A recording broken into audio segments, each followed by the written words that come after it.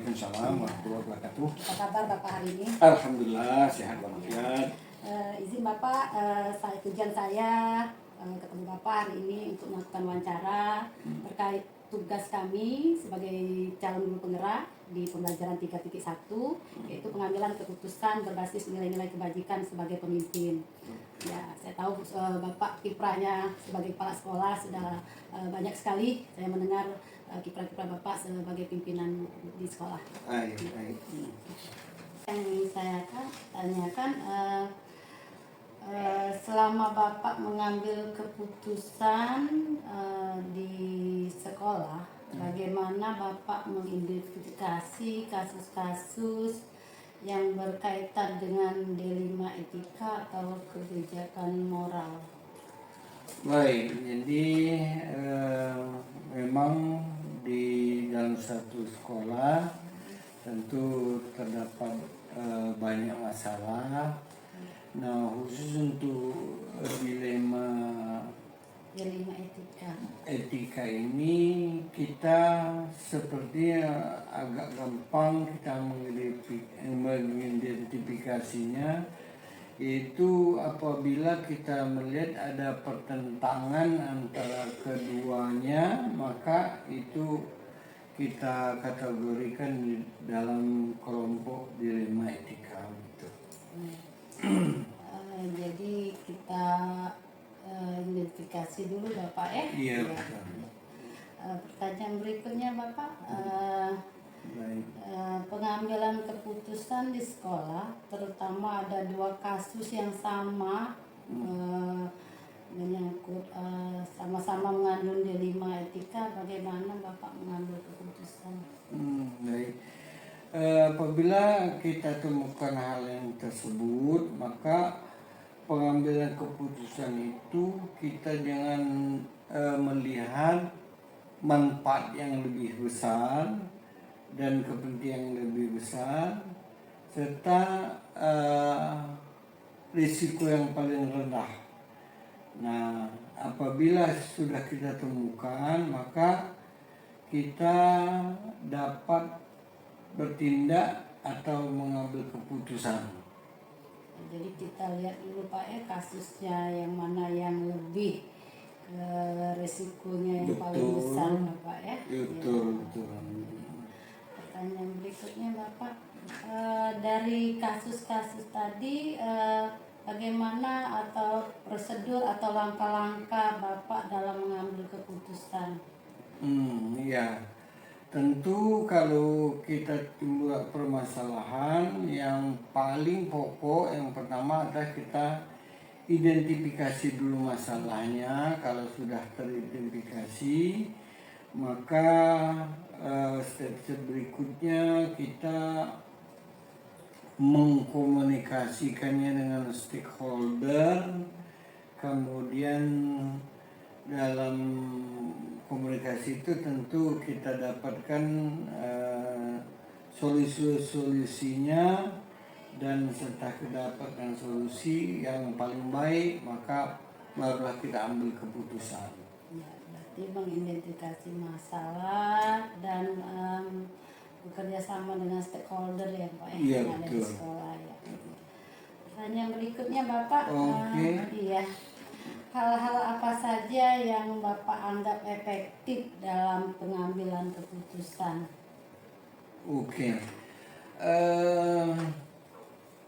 Yang paling efektif itu adalah tentu semua orang akan menentukan solusinya.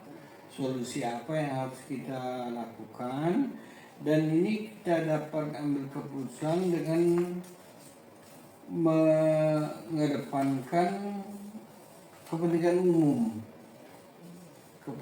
umum dan untuk memanfaatkan untuk kemanfaatan orang banyak. Nah, jadi itu yang pertama dulu kita tentukan, adalah kita mengedepankan kepentingan umum dan untuk kemanfaatan orang banyak. Itu kira-kira. Berarti kasus itu lebih kita identifikasi kasus yang mana lebih mementingkan kepentingan orang banyak. Iya. Iya. Maaf Bapak, pertanyaan berikutnya. Oke. Iya. Hal-hal yang merupakan tantangan Bapak dalam menyelesaikan kasus dilemma etika itu. Iya. Karena terdapat ada yang benar dan salah secara itu, maka tantangannya adalah bagaimana kita mencarikan solusinya supaya dia jadi win-win solution.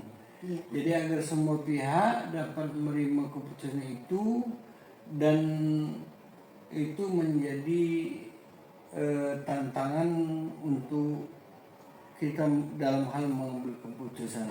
Ya, jadi bagaimana kita mengambil keputusan tidak ada salah satu pihak yang Betul. merasa Iya. salah Bapak ya. Iya, Ya, betul. iya. Jadi semua pihak dengan senang hati menerima keputusan yang kita ambil Bapak. Betul, Ya. betul. Ya, Bapak, berikutnya Bapak, apakah Bapak mempunyai jadwal tertentu atau prosedur dalam pengambilan keputusan dilemma etika ini Bapak? Untuk masalah-masalah dalam etika ini, kalau dia misalnya masalahnya ringan dapat segera kita putuskan, tetapi sekali lagi kalau dia misalnya masalahnya agak berat, maka harus kita diskusikan, harus kita komunikasikan, dan harus kita carikan jalan keluar. Kemudian kita butuh waktu untuk menyelesaikan masalah tersebut agar kita tidak salah di dalam mengambil keputusan. Jadi kalau masalah itu bisa diselesaikan Dan hari sekarang itu, ya, selesaikan Bapak ya. Iya, Tapi tapi kalau kalau- memang susah kita harus menyelidiki dulu. Terkait itu Bapak, apakah ada orang-orang atau faktor-faktor yang mempermudah Bapak dalam menyelesaikan kasus-kasus dilemma etika ini? Oke. Seperti tadi saya bilang bahwa kita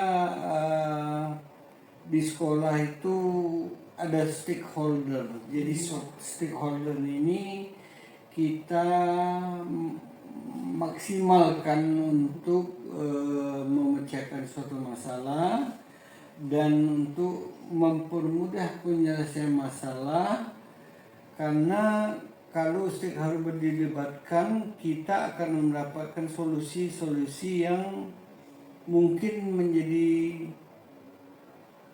ada beberapa pilihan dan kita dapat memilih solusi yang paling bagus dan solusi yang dapat diterima oleh berbagai pihak dan kalangan. Iya, berarti Bapak bekerja sama dengan stakeholder, tidak memutuskan sendiri Tidak, Bapak ya. betul. Ya, jadi kalau ada pendapat yang lain bisa kita pertimbangkan Bapak ya, untuk Betul, menyelesaikan betul. masalah ya. Yang terakhir Bapak, Ya, baik. pelajaran apa yang Bapak dapatkan dari dalam mengambil keputusan? Baik, jadi sesuatu permasalahan harus kita putuskan dengan cara berpikir yang matang. Kita harus mencatat atau mengingat atau kita harus menentukan apakah ini dapat bermasalah kemudian hari atau timbul masalah yang baru. Oleh karena itu, dalam mengambil keputusan itu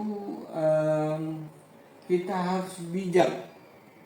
Artinya kita tidak boleh tergesa-gesa, tidak boleh kita berat sebelah nanti keputusan itu, dan boleh tergesa-gesa, tidak boleh kita berat sebelah nanti keputusan itu, dan diharapkan nanti sekali lagi bahwa dari hasil keputusan itu kita dapat memberikan kepuasan kepada kedua belah pihak. Iya. Iya, jadi keputusan yang Bapak ambil itu harus adil Bapak ya. Betul, Ya, betul. jadi tidak ada memihak kepada siapapun, tapi untuk kepentingan sama-sama Bapak. Ya. Oke. Eh, terima kasih Bapak atas wawancaranya hari ini. Mudah-mudahan pembelajaran yang Bapak berikan kepada saya hari ini dapat menjadi motivasi saya untuk langkah lebih lanjut nanti Bapak ya. Baik. Terima kasih Bapak. Terima kasih, selamat ya Bu. Ini mudah-mudahan sukses. Iya, Oke. terima kasih Bapak. Oke. Iya.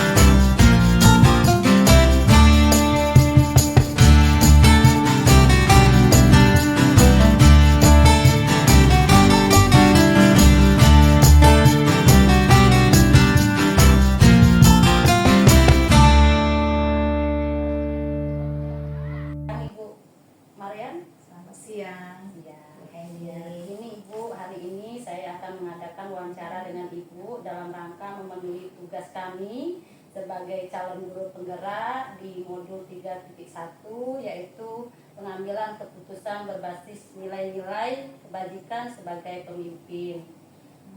Ya. Begini Bu Marian, selama Ibu menjadi kepala sekolah, bagaimana Ibu mengambil mengidentifikasi kasus-kasus yang merupakan dilema etika atau rujukan moral? Oh itu ya. Untuk saya sebagai pemimpin kepala sekolah terutama di SMP 16 ini, seandainya ada kasus-kasus seperti itu etika apa tadi? Dilema etika. Dilema etika atau rujukan moral. Terus saya lihat kasusnya dulu Bu Heni. Iya. Mana letak permasalahannya? Rasanya tidak langsung ambil keputusan itu, mungkin ada pertimbangan-pertimbangan yang lain, atau saya masih mendengarkan dengan guru-guru yang lain masukannya itu ya. Berarti dilema etika ini Ibu identifikasi dulu kasusnya Bu ya? Iya. Tidak langsung memutuskan. Tidak, itu dengan pertimbangan-pertimbangan yang beberapa dari masukan dari guru-guru Ya, gitu. baik, ya. Pertanyaan selanjutnya Bu ya. Bagaimana Ibu menjalankan pengambilan keputusan di sekolah, terutama dalam kasus-kasus di mana ada dua kepentingan yang sama-sama benar Bu, sama-sama mengandung nilai-nilai kebajikan. Jadi ada dua kasus yang sama-sama mengandung nilai kebajikan dan sama-sama benar. Bagaimana Ibu mengambil keputusannya? Kalau saya ya biasanya itu kan dalam rapat saya panggil mereka itu, nah terus saya tidak langsung memvonis, memutuskan, malah saya mengambilnya dengan ada masukan-masukan juga itu dari kawan-kawan, dengan guru-guru lain, atau saya akan panggil yang keduanya, terus mempertimbangkan dengan kebijaksanaan. Tidak bisa langsung saya memvonis itu kasus itu, terus saya mempertimbangkan dulu kasus itu atau mengidentifikasi yang mana yang kasus itu benar-benar yang benar menurut saya, tapi dengan bukti-bukti yang konkret. Saya cari dulu Bu gitu ya, cari solusi lah yang cari terbaik, solusi yang terbaik, biar sama-sama resikonya Bu ya. Baik Bu, untuk pertanyaan yang ketiga, dalam menyelesaikan suatu kasus, langkah-langkah atau prosedur seperti apa yang biasanya Ibu lakukan selama ini? Oh iya, saya kalau dapat ada kasus-kasus seperti itu ya Bu Henia, tidak langsung mengambil keputusan, tapi akan saya panggil mungkin waka atau warga warga sekolah lah, menanyakan bagaimana mengenai kasus ini dengan pertimbangan atau orang yang mengerti hukum kayak gitu. Jadi saya diskusikan dulu, saya pertimbangkan dulu dengan mengambil keputusan, bukannya keputusan saya sendiri. Karena saya mungkin diskusi dengan waka gitu atau waka kesiswaan kita. Nah, baru nanti dipertimbangkan kira-kira yang mana kasus itu yang benar, dengan cara mungkin tidak ada yang dirugikan ya, atau kita selesaikan secara kekeluargaan saja dalam kasus-kasus yang perlu diselesaikan. Jadi tidak langsung diselesaikan ya, tapi dilihat dulu, didiskusikan Ya. sampai ke orang yang memang ahli di bidangnya, Ya, yang kita lebih tanya. mengerti, Ya. baru kita putuskan mana yang terbaik. Iya. Baik Ibu, pertanyaan tepat Bu ya. Hal-hal apa saja selama ini yang Ibu anggap efektif dalam Ibu mengambil keputusan pada kasus-kasus D5 etika ini? Caranya apa tadi langkah-langkahnya ya? Iya. Untuk melakukan analisis ini kita kan tidak bisa langsung mengambil keputusan, terus kita tetap mempertimbangkan manfaat-manfaatnya, dampak-dampaknya, jangan sampai ada yang merugikan orang lain. Yang tetap dipertimbangkan itu mungkin kebijaksanaan, ada rasa begitu. Terus kita tetap memikirkan bagaimana kasus ini selesainya bisa dengan baik, akan menjadi contoh atau pelajaran bagi guru-guru yang lain. Jadi kasus itu kita analisis dulu Analisis ya, Ibu dulu. analisis dulu, baru diputuskan mana yang memang terbaik Bu ya. Iya. Baik Bu Mariam, pertanyaan kelima ya Bu. Hal-hal apa saja yang selama ini merupakan tantangan Ibu dalam mengambil keputusan pada kasus-kasus D5 etika ini Bu? Oh iya, kalau masalah tantangan itu memang selalu ada ya Bu ya. Jadi kita jangan sampai kasus ini ada yang merugikan kedua belah pihak. Terus jangan sampai mereka itu ada rasa dendam sama kita. Jadi kita selesaikan. Yang pasti itu kita tuh kalau bisa kita kerjakan secara diselesaikan secara kekeluargaan. Jadi jangan sampai Ada yang merugi. Bu Iya, ya, iya. sakit hati Iya. dengan keputusan yang kita Betul, ambil. betul. Kita ambil keputusan yang memang Yang terbaik pokoknya untuk kedua belah pihak yang itu Bu. sama-sama Iya. suka, senang Bu. Ibu, untuk pertanyaan nomor 6, apakah Ibu memiliki sebuah jadwal tertentu dalam menyelesaikan sebuah kasus D5 etika? Apakah Ibu langsung menyelesaikannya di tempat atau